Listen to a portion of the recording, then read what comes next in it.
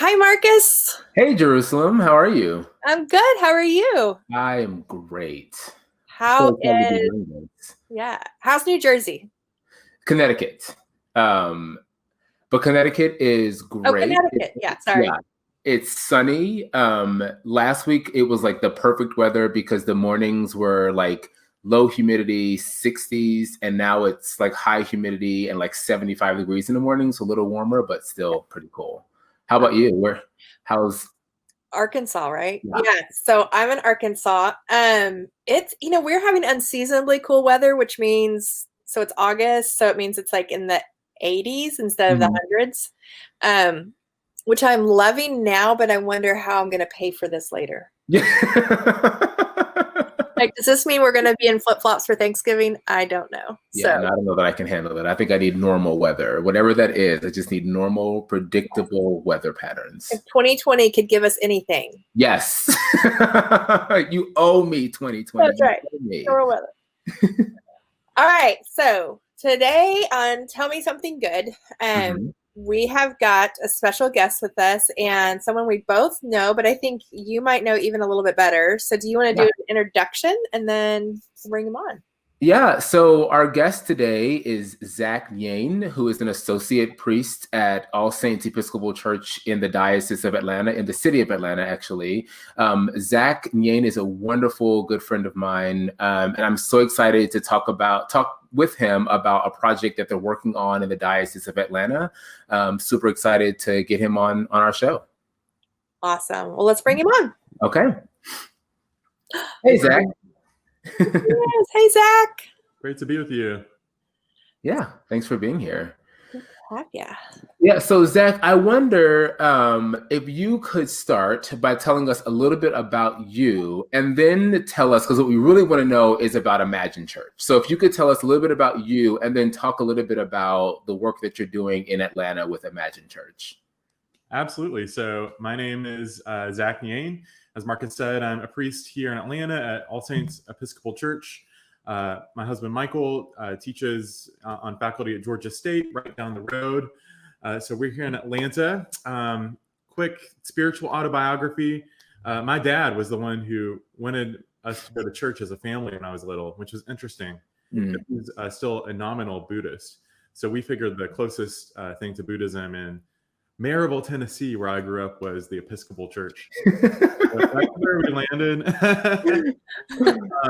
Somewhere down the line, I'm a pretty close descendant of the great Baptist preacher Charles Spurgeon. So I guess if you put Buddhists together with Charles Spurgeon, so that's a little bit about me. And shall we just get right to Imagine Church? Yeah. Sure. Well, Imagine Church is an initiative here in the Diocese of Atlanta, and it is a fully online church start, a fully online worship experience where we've said if we have a blank canvas to just be church online, experiment, and offer up some best practices and some good questions for the rest of the church, what would we do? And so, right when the pandemic struck, everybody made the quick pivot online to being fully digital. A couple months in, after Easter, we said, "Oh no, Yeah. how can we really make the pivot from sprint mode to marathon mode?" Right. And now, many months in, we've come to the realization, if we hadn't already, that digital is here to stay. Right. And so, how can we not only be marathon runners, but really lifelong athletes, and kind of harnessing the power of the digital realm as the people of God to proclaim God's word and spread the kingdom? And so that's kind of how Imagine Church started to emerge. I'll give you a little bit of insight on our inspiration. When it comes down to it, I'm just a huge church nerd, right? And kind of voyeuristic. It's that Charles Spurgeon in me. I kind of have some like evangelical envy too, right? I'm like, it's my personal trainer not my personal trainer, my trainer at the gym who leads a group. I used to sing in a choir in an Episcopal church, and I'm a choral musician too, but she said, could Episcopalians just feel something? Mm. Now so anyways, there's this kind of socially conscious, culturally attuned, kind of groovy, woke, post-evangelical, non-denominational church start in New York City called Good Shepherd. And the reason they're called Good Shepherd is they meet in the chapel of the Good Shepherd at General Seminary. And they pack the rafters week by week outside the pandemic.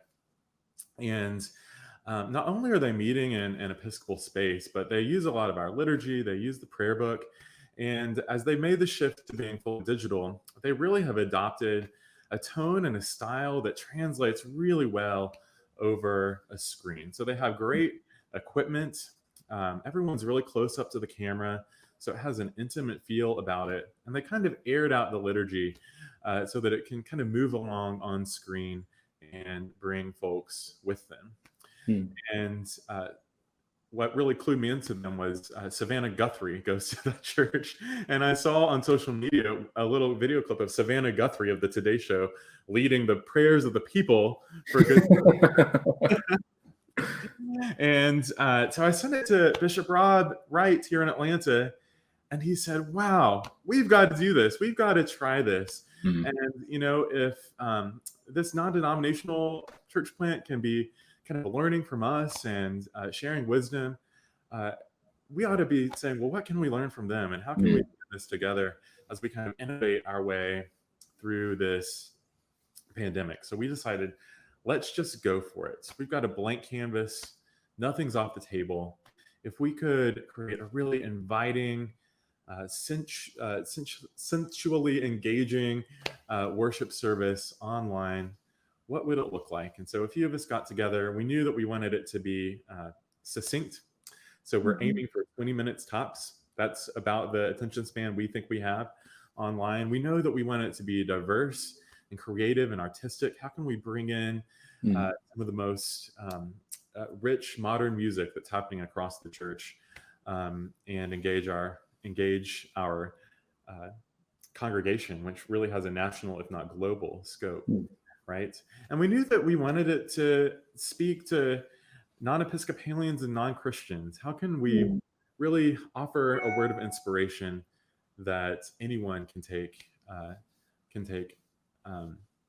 word from month by month? So we're doing this on the fourth Sunday of every month. It's an evening worship service and then on demand after that. So our first one was last night. The next one is in September 27th. I was there. Yeah, you were there. And part of this, taking a line from Good Shepherd, they have Savannah Guthrie. Well, I don't know if we have any, national media celebrities. Although Al Roker is an Episcopalian, right? Maybe we should. Yeah, for sure. But we said, Savannah has a lot of social gravity. How might we kind of tap some social ambassadors for Imagine Church to really be equipped and empowered and sent as our evangelists in this movement? And so we have a team of folks from all around the country who are helping us spread the word on social media. Lots of times in our congregations, we just create really great content, put it online, and expect it to organically propagate, which it does if it's good content. We want to say, well, how can we not only let it propagate organically, but really have some strategy behind this and the message that we believe in this so much that we're excited to invite others and invite others to invite others as well. So we're hoping to model some best practices for the church, not only for times of pandemic, but that can be applicable to our life together, even as we move back to our physical spaces and resume some sense of normalcy. But one of the core questions that we're asking is, how can we move beyond using film and video and the internet simply as a content distribution system and really harness the artistic virtue inherent therein, right? Yeah. Film and video is an art form in itself. We're kind of scared of it, right? Because it's disembodied. Right. But what would it look like to really embrace it? Just as our spiritual forebears embrace the printing press and electricity and all kinds of modern innovations. Like I said, I'm a choral musician. My first degree was in choral conducting, which gives some people a bit of ease that, I'm not someone who's trying to throw the baby out with the bathwater. Yeah. I do want to contend that the baby is Jesus. Oh, trappings, right? Yeah. But, this is probably an oversimplified reductionist narrative, but I've heard scholars, liturgical scholars, talk about how chant entered the church and entered the liturgy not for its musical and artistic virtue, but really as a content distribution mechanism. Yeah. It's easier to hear chanted words than spoken words in a large Gothic cathedral space with no artificial amplification, right? There were much more interesting forms of music than chant, but it started as a content distribution system, and then as time went on, the church said, "Well, let's spice this up a little bit. Let's start bringing the sounds of polyphony and harmonies and different musical instruments into our spaces, and be an incubator for arts and culture that are happening out in the world." That really speaks to folks, and so we're kind of taking a line from that as we consider digital media and video. Nice. Yeah, I love that. I also noticed that you offer, because I was looking through everything, and I noticed that you offer a formation piece. Which, tell me something good. One of the reasons we want to do this show is for that evangelistic purpose of let's share good things that are going on and learn from each other and be encouraged by each other. But we kind of all know you can't share what you don't have. And that formation is such a huge piece. And so I saw that there's like a discussion guide that you guys have made, which I just think is huge. I mean, that's one of my things. It's like, let's always make sure there's formation around anything we offer, right? So how do you imagine a congregation or a small group or just like a group of friends who are, watching this online together using those formation pieces? Are they for the individual? Are they for the group? Like, talk about that a little. Absolutely. So we believe the same thing. We want Imagine, the risk of something like Imagine Church is that it becomes consumeristic, right? And we really are placing a high value on production quality. We want it to look good because we know that's going to engage folks on screens. But apart from that, we want Imagine Church worship to inspire conversation and reflection and thinking as individuals and groups throughout the week and throughout the month following each broadcast. And so we worked with some folks here in our diocese to produce a simple reflection discussion guide that is directly related to the words and the music and the message that people experience on Sunday night, if that's when they watch the broadcast. And so it's directly related to this common shared experience of worship. Sometimes in the church, my congregation is like this. We have so many different formation offerings going. Sometimes there's a bit of a disconnect between the Sunday worship experience and then the formation opportunities going on throughout the week. So we've said, how can we just simplify and create some cohesion from Sunday on in Monday through Saturday? So this reflection guide offers some questions based on the sermon or the meditation from the worship service. And it also offers some creative and artistic kind of crafty type activity. Jerusalem, I know you love the craft, so there's Crafts for Jesus are my favorite. Absolutely. And then we want folks to share their reflections on social media, on Instagram and Facebook, so we continue having conversations together. And we don't want Imagine Church to just be the people on the screen. We want it to be a community of learners, a community of disciples together, doing life together, as they say, and speaking of where God is active in our lives and in the world. That takes a lot of practice. And so if we can create a container and a space and an excuse to engage in this practice of telling our stories, and the story of God, then hey, what better can we do? So the reflection guide is suitable for individuals. It's a great small group tool. I know a lot of our churches are shifting to a completely small group model and stuff. Mhm. So, Yeah. or you can share it with an entire congregation. And it's such that you can participate even if you weren't a great student and haven't seen the worship service yet. The questions are open-ended enough to where, you know, you get a pass if you haven't done your homework yet. So, but it's kind of that flipped classroom model that Yeah. a lot of our schools are deploying, where the kind of instruction and content happens throughout the week, and we all come together for worship.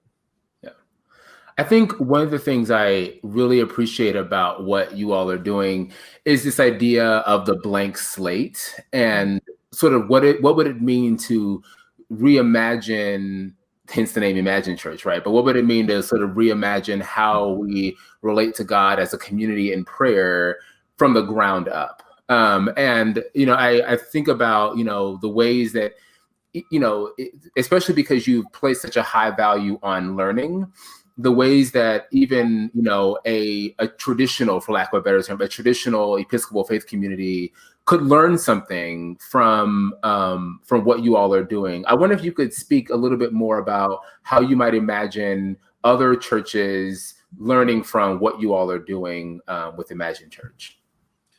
Absolutely. I think the power in starting with the blank canvas during this time of pandemic is it's invited us to ask the question, what is the essence of the thing? Yeah, what are we really trying to say?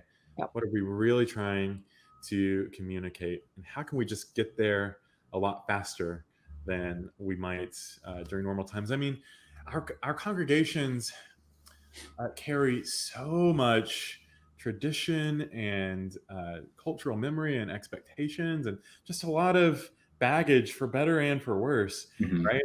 And so sometimes it takes us just a long time to really get to the thing. At Imagine Church, our thing is Jesus. And so how can we lower all of those thresholds and barriers sometimes to belonging to just get to the thing?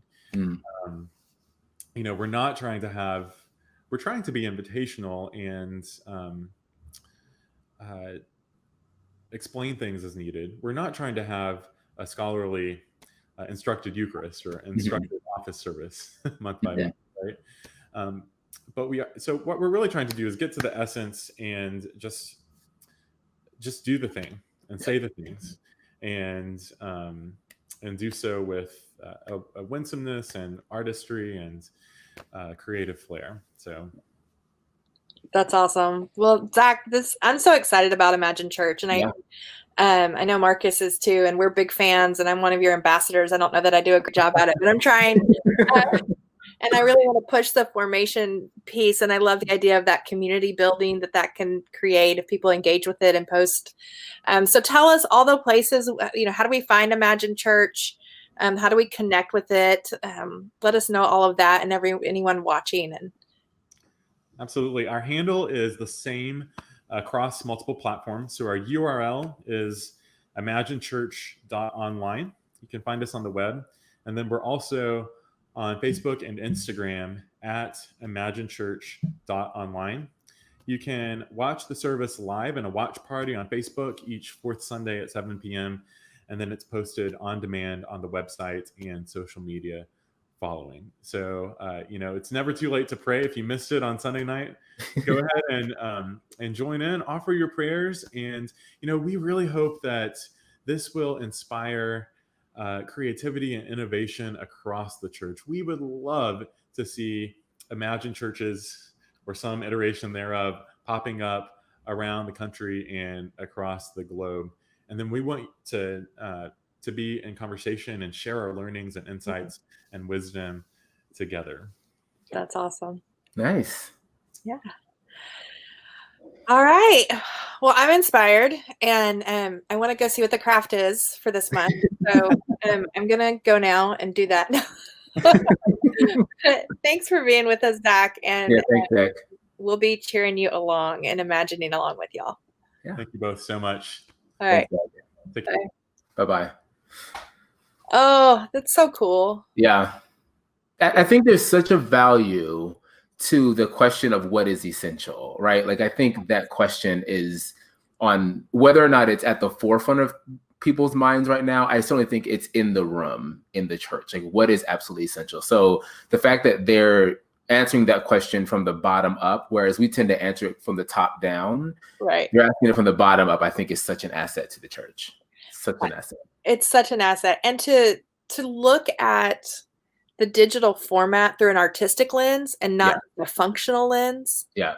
Because one of the beautiful things about our tradition is all the art, you know, the smells and the bells and the windows and the vestments. I mean, all of those things are actually very artistic. If you've ever looked at like how you know, even the robes, how beautiful and intricate, and you know, you've probably been a church or part of a church that's got the ladies that needlepoint, right? Like that's art. And I love that they're taking that framework too and saying, how can we be artistic in our digital form and build community and share what's essential?